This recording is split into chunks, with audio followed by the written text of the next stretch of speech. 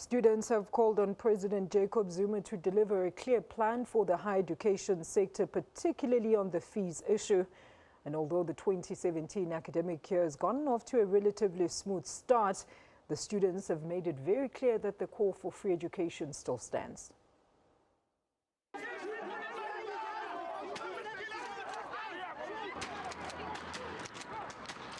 Fees must fall protest action that government would want to avoid this year. This is the year in which we hope this issue of fees will be addressed in one way or the other. The commission that is dealing with fees is reporting this year.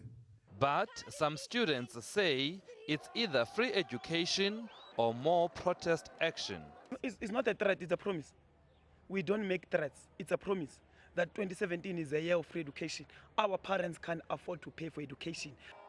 It's a stalemate, and students are looking to the president to address their expectations. I expect the government to put in more money into education. We saw in 2015 and 16 that students are crying out. I think more money put into tertiary institutions would be a suitable thing for our students to hear from the president. Lots of us, it's a struggle with money and all that. So, because this is for our future, and if we can't study, we won't have a great future.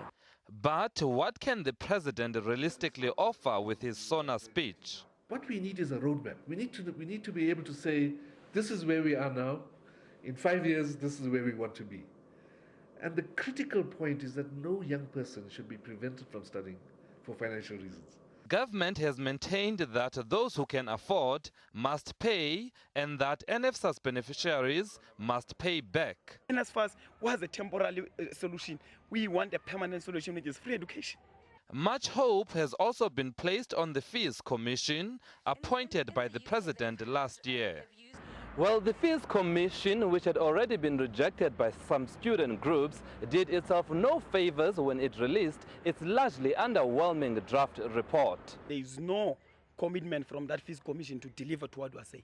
And that 8-page report, love letter of theirs, is a clear indication of the arrogance. This Fees Commission, on the 30th of June, it's up to them. The future of this country depends on that Fees Commission. The commission has promised that its final report will have solid recommendations. We've had banking sector, we've had the economists, we've had research organizations, we've had higher education experts.